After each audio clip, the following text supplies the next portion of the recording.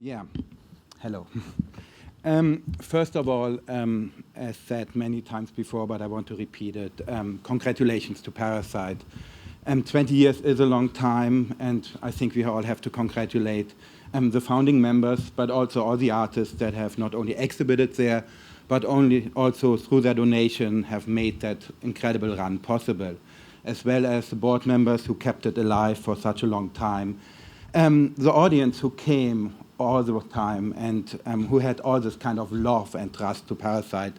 And I think that's the most important thing you can have for an organization is love and trust.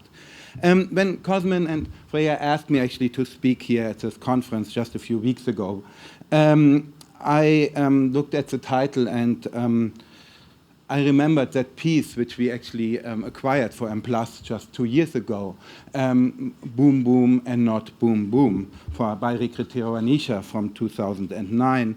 And I like this piece a lot because it talks actually about this ongoing boom. It actually doesn't make a break between boom and boom and boom. And in my old world, or in the Western world where I grew up, you would always have booms and busts. You would basically have a booming art market, and then it would just crash. And we have seen that yesterday. This art market still has not crashed, and we're all waiting for it. But at the moment, we are still on this boom, boom, boom phase, which is quite assuring, but also quite dangerous because we are somehow living on the edge at the moment. But let's enjoy it while it lasts. I think what is nice is to explain that piece just a minute. It's a piece Rikrit did as a last piece. He made 12 different portraits of artist friends who have worked with him over the years, and this is kind of his self-portrait. And he basically speaks to himself and says, boom, boom, boom, boom. And it is this kind of ping-pong game, but it also talks certainly about dialogue, about empty dialogue, and this in between the two booms, but also about a dialectic which all and everything is built on, set on this beautiful architectural Eiermann table, which is certainly chromed because Rikrit needs to chrome things nowadays. So this in-between space and the space, I think that was what I was most interested about and what I'm most interested about at the moment. And so this is not really a PhD lecture or something, but a few thoughts I had about space, about Hong Kong, and about where we are, not only with Parasite, but in Hong Kong and in China. And this moment, and it's also, I think, quite nice to end this conference with a reflection on Hong Kong.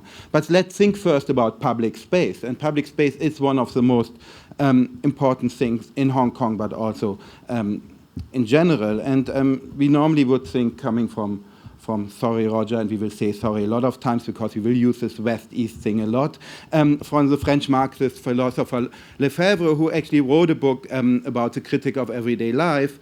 And he was talking about the production of public space and social space. And he realized that public space and democracy is actually not the same, but actually when they come together, there's a lot of potential for different things. So he already brings in the idea of democracy. But he also realized already in the 50s, 60s that space is a power struggle, that there are a lot of different struggles going on, and that this definition of that space and the different definitions of these spaces are actually what makes a state or what makes a different and a special space. Then we go to geographers, and they certainly talk about public space as the space where democracy becomes visible, which is very important. And then Jill Valentine actually talks about performativity, which is very important, visibility, all these things we are talking about if we talk about public space. Which is interesting because there is certainly public space in other places. There is public space in non-democratic places. There was public space in the colonies. However, if you look at how much space actually the English built here in Hong Kong, it is very, very little. And And Hong Kong is about space, and I will talk about it in a minute later. And we were talking about, and you were talking all the time about the umbrella movement. And the umbrella movement certainly was also about space. It was about the fact that our average living space here in Hong Kong is only between 10 and 12 square meters, while in Europe we have somewhere around 30, 40s, and in America we have about 60 square meters. So actually here in Hong Kong we have 4 people in average, and these are not the low numbers, in a place living which normally one occupant uses in, say, Germany, where it is at the moment 45 square meters. So it is about space, it is about occupation of that space and definition of that space. And certainly the Occupy movement was actually, the umbrella movement was actually a siege. It was taking place at one place, and actually at 3 places, which was an innovation in the way we occupied places and we do protests, because these 3 places in Central, in Causeway Bay, and in Mongkok were connected by MTR. So one used the locality of Hong Kong and made a very, very innovative way of protesting and talking about that. However, Hong Kong art, and let's go back to art and public art space, was always connected and always very, very occupied about space. And if you go very quickly through the 10 to the left, and every biennial we did, or Hong Kong participated in Venice, this is the Venice Biennial participations of Hong Kong over the years. I mean, you have Leung Chiu-vo, you have Ho Sui Ki, you have Ellen Pao. Why is that not going? Okay, and you even have Parasite going into it. This was a very criticized pavilion, but certainly it talks about space and talks about how do we make a public space in a place like Venice. Another mountain man, Kurt Chen, they were talking about Space Map Office, who's working on the idea of space since years here in Hong Kong, as well as Amy Chang, who was talking about the internal space.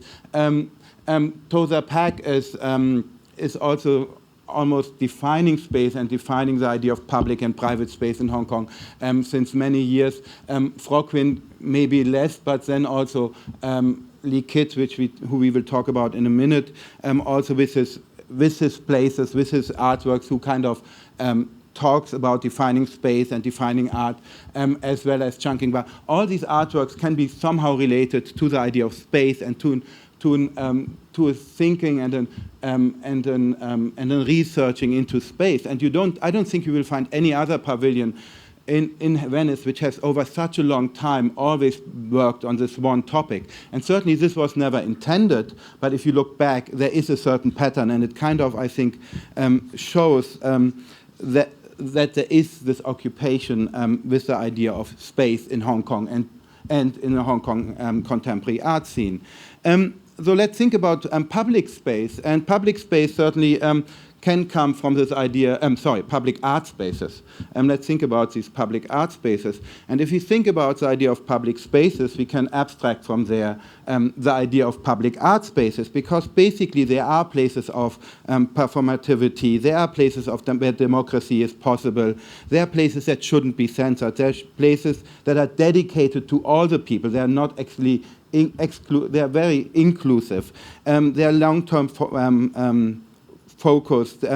The ultimate goal, actually, of public art spaces should be to match an audience with the arts, to match content with the public. So these are all, and they are centers of education. All these are public art spaces, which are very, very important. And if you have a collecting public art space, and I think that's one of these ideas.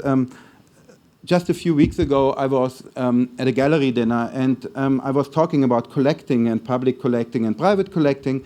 And I said, look, I would never collect for investment. And that my neighbor on the left side turned around and said, why else would you collect? And I was like, wait a minute, collecting is actually very, very different from investing. And then if you look about it and if you think about it, what is actually collecting? Collecting is actually gathering things together, bringing things together, making a collection of the whole. So if you think about investment, this is actually contradictory, because investment is to buy for selling. So you rip something out of your collection. So if we hear all the time this idea of collecting for investment, I think we should be very, very careful with that. And I think that is exactly why public art collections, and public collections are so important because they are not collecting to sell again. They're actually collecting on a longer good and for the longer good. But if we talk about, and if we look at about public art spaces, certainly we think about the museums, which are obviously normally public. We talk about that in a minute. Kunsthalles.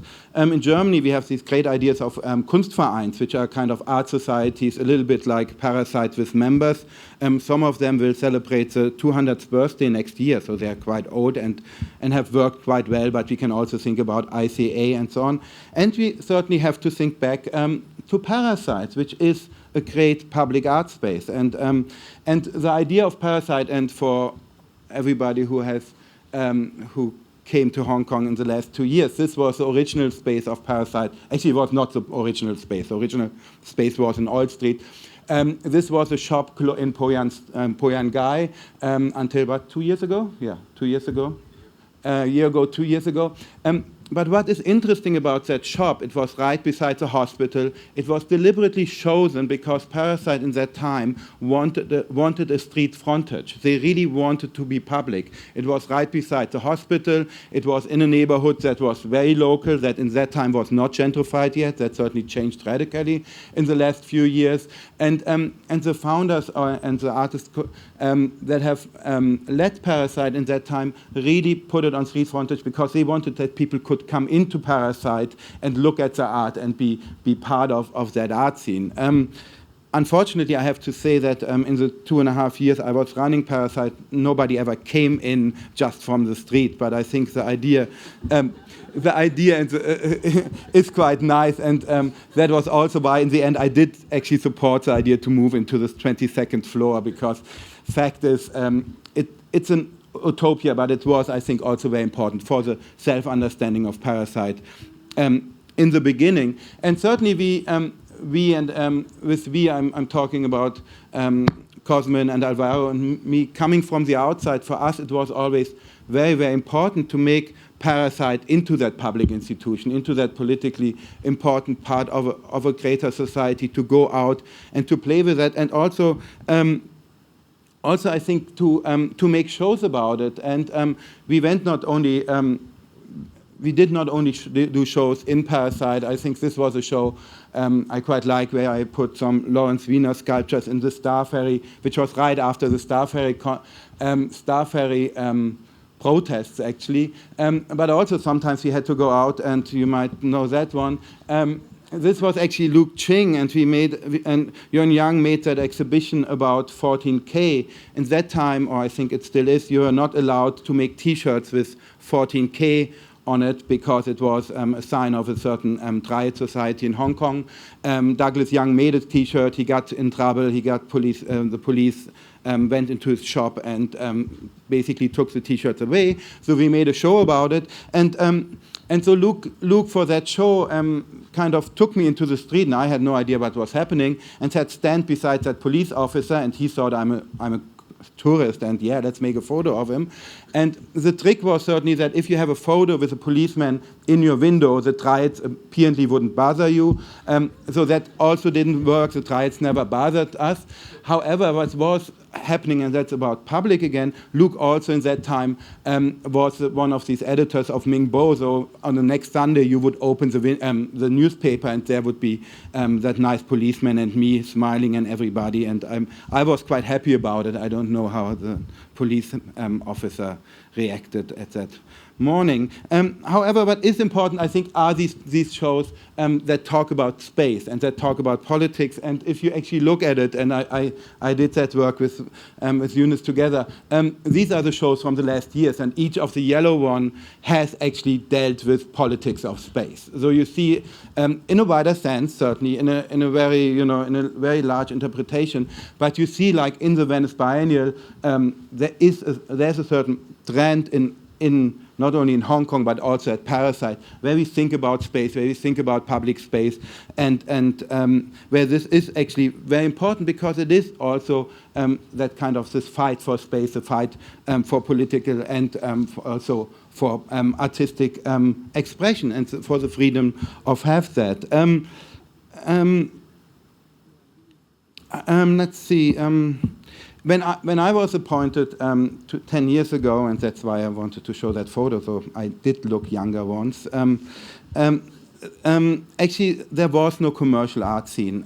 There was a commercial art scene in Hong Kong, was very small. It was very Hong Kong. There was Hennard, Bloom Blossom, 10 Chancery Lane.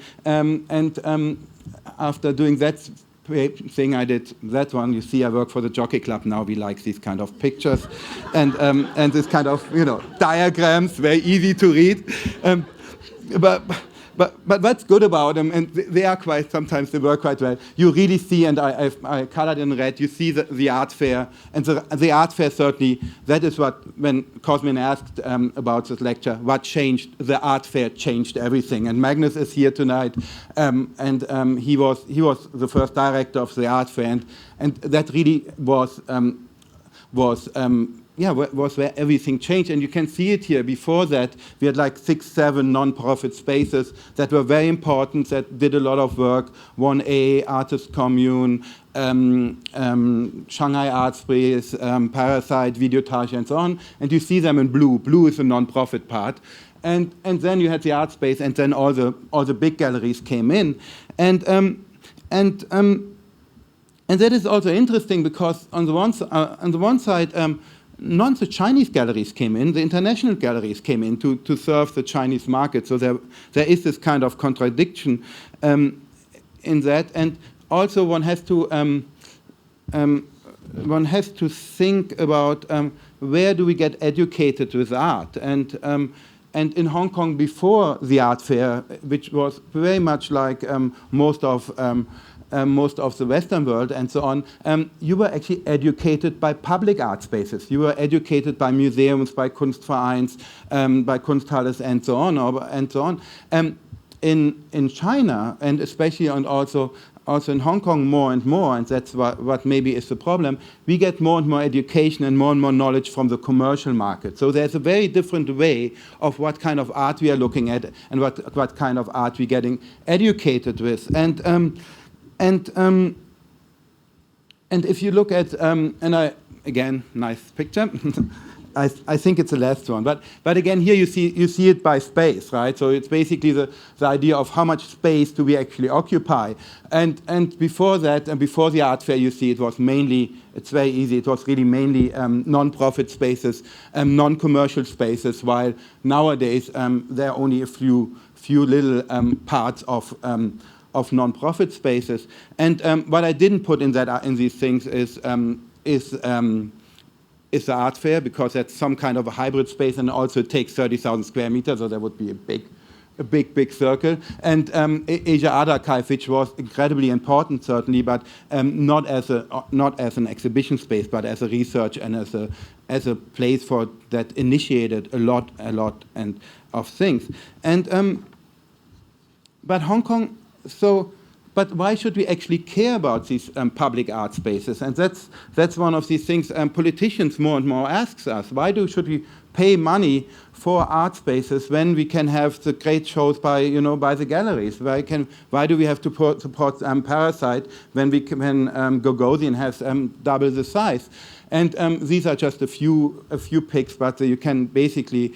I think it is always important for us, and especially in Hong Kong, to remember what kind of art do we actually produce, because most of our art, and the art Hong Kong is really good in, is actually conceptual art, political art, performance art that is not so good for art, for the commercial galleries and for what is happening in the commercial market. And I think you need both, certainly, but we would not, without public art spaces, we wouldn't have Warren's Cookies, and we wouldn't have that amazing installation, which is now actually in the Ulysses collection and shown in Bern.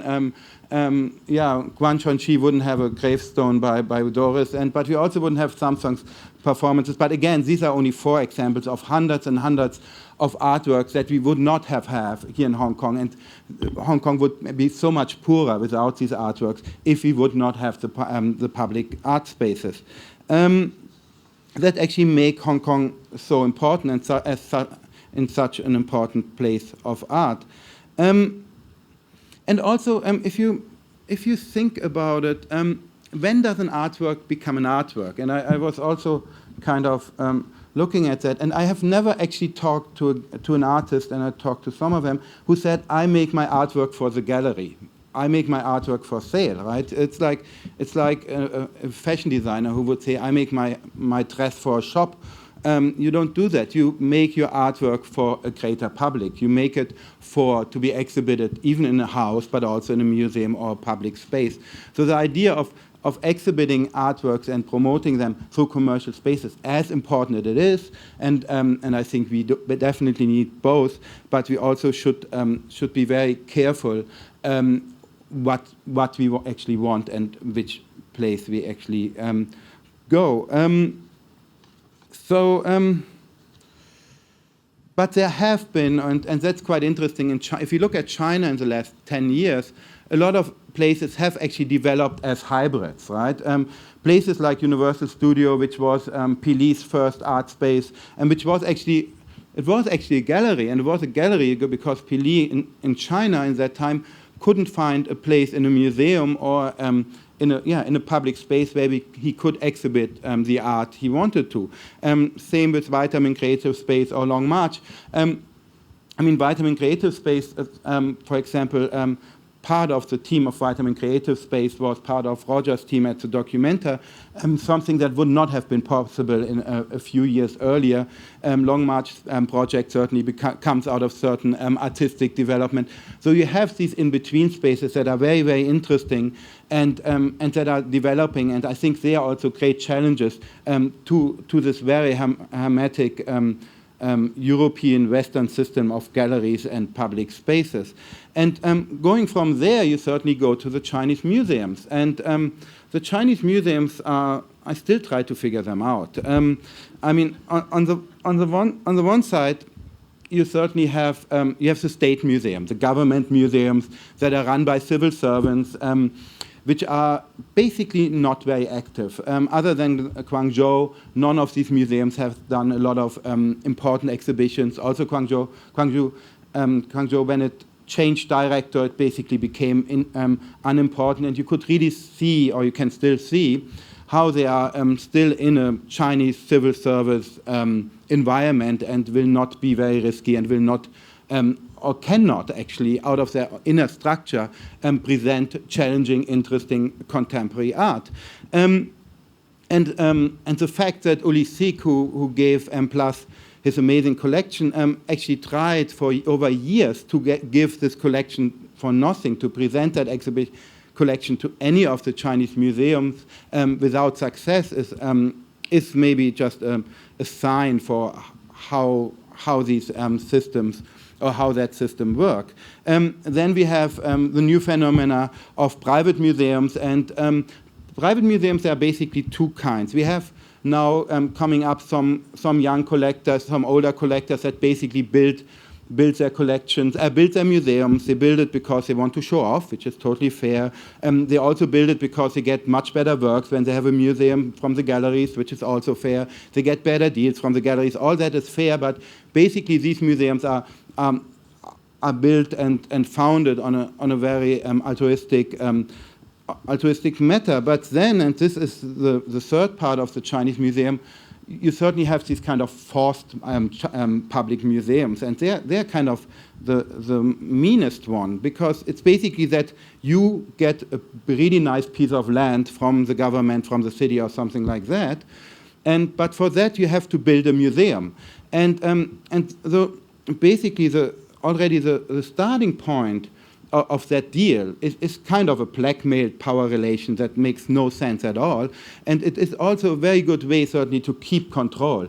Because in the end, it is, if you make a deal like that, the government, the city, and so on, knows they have you in the back. They have you. The power relations are very clear. It is very clear why you do that deal, and it's also very clear how much money you spend on these museums, as little as possible.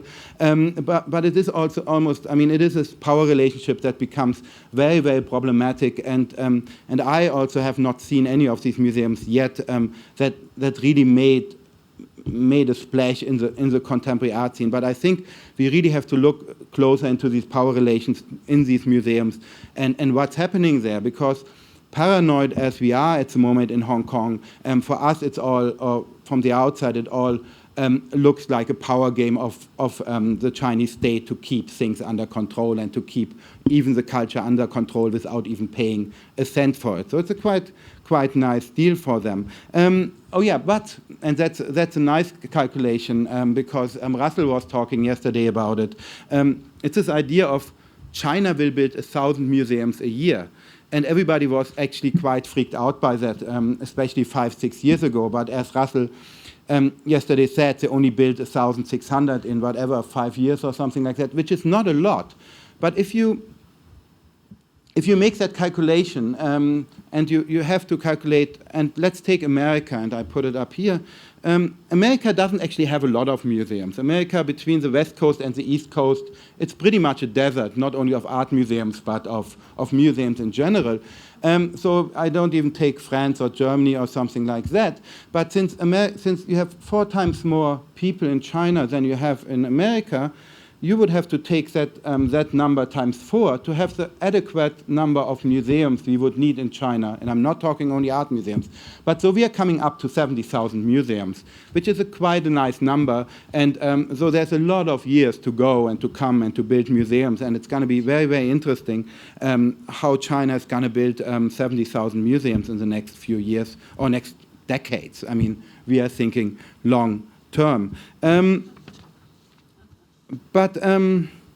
And then there's a new breed of players besides the public spaces, besides the private galleries, beside all of that. And I haven't found a name for them yet, but it's like you have a few of these people in France, you have them in China, you have them in Hong Kong. It's this kind of conglomeratists, which is not a word I realize, but we have now collectors that are not happy to just build one museum anymore or sit on one board and one collectors, but they are basically, we have collectors now that they own an auction house, they own 2 or 3 museums, they sit on 2 or 3 boards, they own an artist village, they kind of own parts of commercial galleries, they own magazines, all that. And it's amazing that you have now people in so many power structures, and you don't really know anymore what is the goal and what are they actually playing. And that is always, I think, a little bit with the kind of forced museums in China, which makes me nervous if I don't really understand the strategy and you don't really know, is it private, is it public, what are the aims, and I'm quite happy that the art scene at the moment, I think, looks at that quite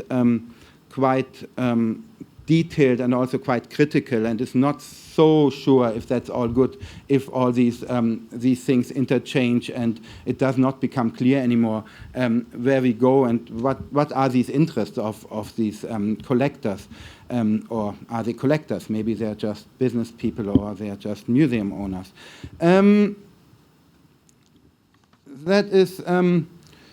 And then certainly we are living, and that's what is becoming more and more hybrid, right? The museums are becoming more hybrid, the public spaces are becoming more hybrid, and certainly the galleries are also playing the game, right? The galleries are becoming bigger and bigger.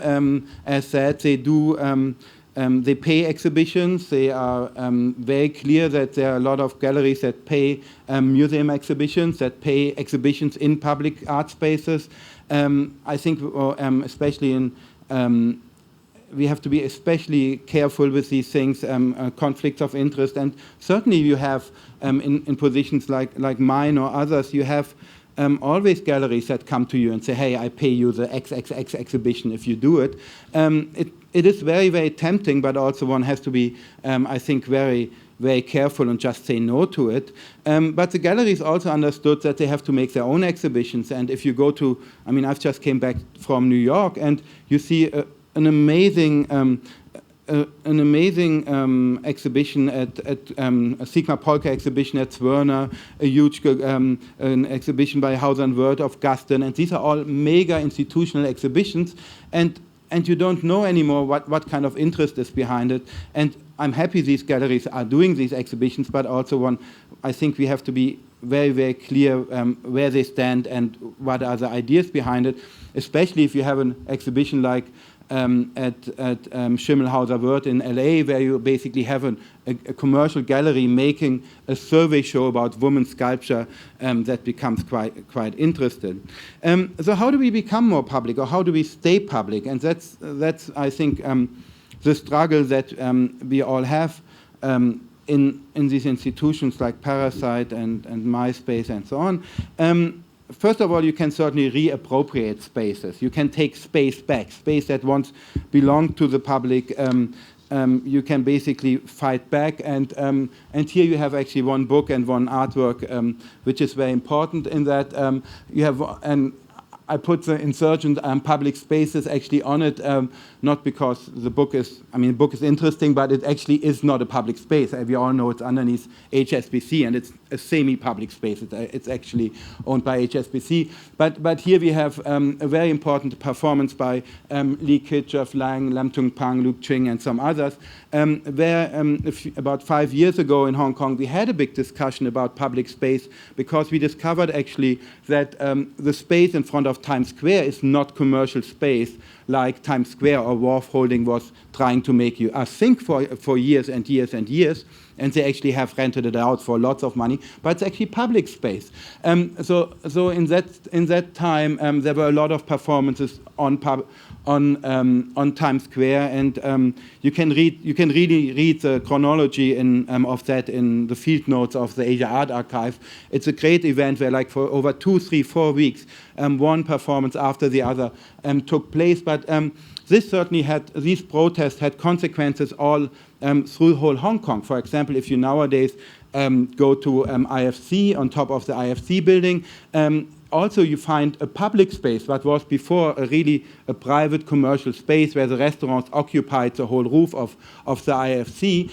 Nowadays, this is a place where everybody can come and drink and kind of use it or occupy it in a very great way.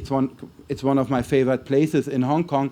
But certainly when we did West Kowloon project and all that, there were a lot of these discussions: what is private place, what is private space, what is public space, and these come basically back to these few weeks of performances at Times Square. If we look, so if you look back to the first museum that really made that idea of public art space popular, and that was very, very successful with that, is actually the Tate Modern. And the Tate Modern achieved that by using that big ramp, right? It basically tried to get to eliminate as many thresholds as possible. And Tate Modern was built on a premises, and I kind of, because it's basically the pendant, the English or the British pendant to the LCSD, the Culture, Media, Sports Department, which actually wrote this very important report where it talks about it has to be a vehicle for positive social change.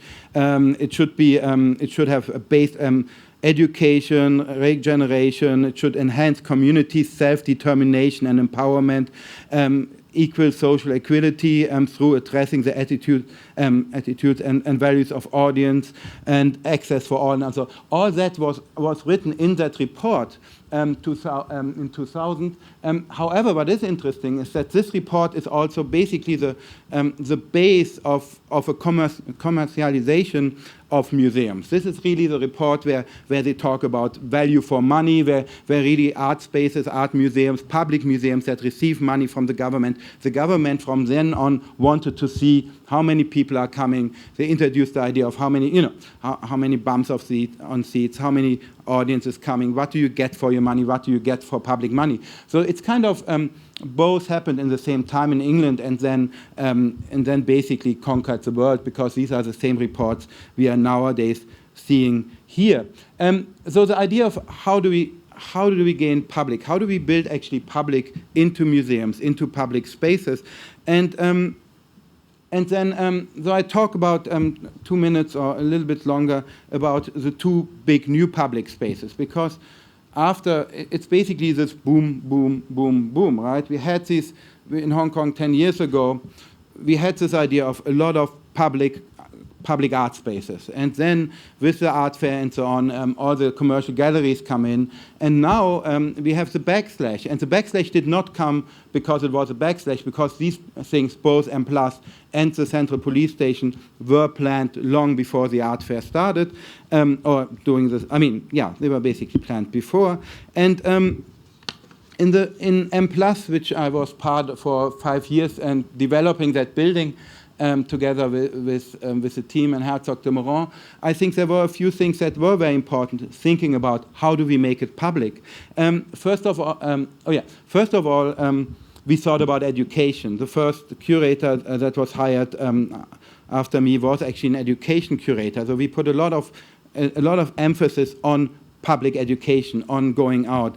It was also making education part of curating, which was just not there before. Then we put education actually in the middle of the. We put education in the middle of the building, and I have to take that.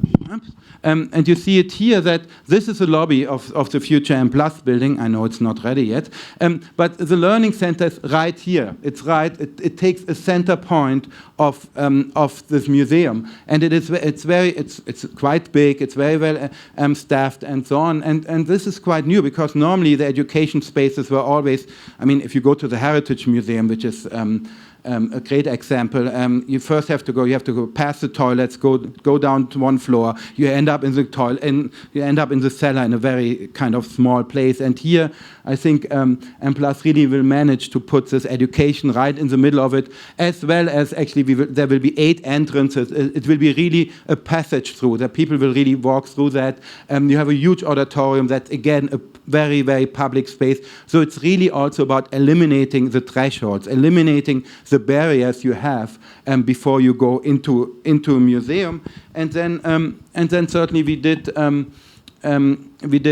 exhibitions long and openly in Yau-Ma-Tei, which is not normally a place where you normally do exhibitions in Hong Kong. We did the first mobile M+ because we wanted to make that comment about being public, being open, being in that neighborhood. But also inflation, which was my biggest and most nightmarish problem. But that started an idea. It started also a really big discussion about public sculpture. So going back to public and what is public and what does the public actually want. And you might remember parallel we had that yellow duck, which was really, I mean, I hated it when it was there, but it only with that yellow duck as a counterpoint, you had a public discussion about what art should be. So nowadays, I think I'm quite thankful for it. And then we certainly had also public forums and M+ Matter. So again, to become as public as possible. To finish that, let's talk very quickly about the Central Police Station, because again, this has to be a public art space, and we make it as public as possible. You see, this is a Central Police Station. Before you ask me, this is a part that's not there anymore. But it's all good. We're cleaning up. I think what is important with the Central Police Station, because it is a part of it is basically completely funded by the Jockey Club, which is a local charity with its pros and cons. But from the beginning onwards, the plan was to make it a cultural center, to make most of the spaces cultural spaces. Certainly there is commercial, a little bit less. But, and that is quite nice, from the beginning on, I think Old Bailey Gallery, here. Oh yeah, from the beginning on it was planned like M+ to embed it in the city, and really Herzog de Meuron put a huge emphasis on making it open, to celebrate public, to celebrate connections, and put it as part of the city. And please don't forget, this was this was not a museum, but it looks like it. This was a prison, a police station, and a courthouse, so places you were not supposed to enter. And Herzog de Meuron put a lot of emphasis on the idea of connectivity, of connecting different places, not only outside but also inside. This is this is Old Bailey Galleries, this is a gallery. But what is important, I think, is that from the beginning on, the Asia Art Archive did a very good study in 2009, and it already talked about an independent contemporary art space, something for everyone, diversity, something for learning, place for learning, a place where you can take risks, and all these buzzwords, which are very important, and very important especially, as I explained before, which differentiate, I think, the public art space from a commercial art space. That this is a place where you can experience, where you cannot always have to deal about, can I sell it or not. These are really places which we can use for new ways of experimenting and for different kinds of art. That is what is, however, interesting is this public is certainly also something rather scary for the Jockey Club. You know, the Jockey Club has the gambling monopoly on horse betting. Soccer betting, and the lottery. The idea of the Jockey Club is that we, as the Old Bailey Galleries, should not make our own exhibitions. We only should work together with other institutions to develop exhibitions, but then the other institution becomes basically responsible, artistically responsible for these exhibitions. So we are doing most of the work, which is nice, and the other, the partner institution, the presenting institution, does a lot of the intellectual work, but also takes full responsibility and gets full artistic credit for the exhibitions. And in the beginning, that sounds like kind of strange, but it also forces you to become very collaborative. It forces you to really work with colleagues together and develop projects and so on. So on the one side, I think the Jockey Club is a little bit afraid about that publicity for an art space, because art, as we know, and luckily can be quite politically relevant, but it also, that kind of brings with it a new kind of operation model and a new kind of working, which is on the one side very challenging, but can be hopefully also quite fulfilling in that case.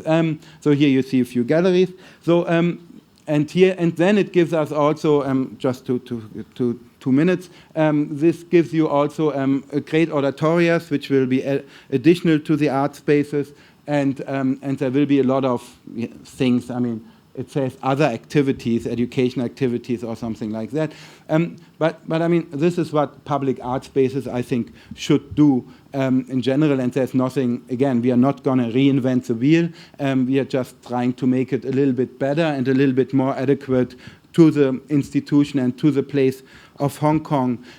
So to sum that up and to finish, so this boom boom, it is not that you need only public art spaces, and it's not that you need only commercial art spaces. I think the idea is to level them out, and I hope that at the moment in Hong Kong, I think we all feel that the commercial art spaces have dominated it a little bit.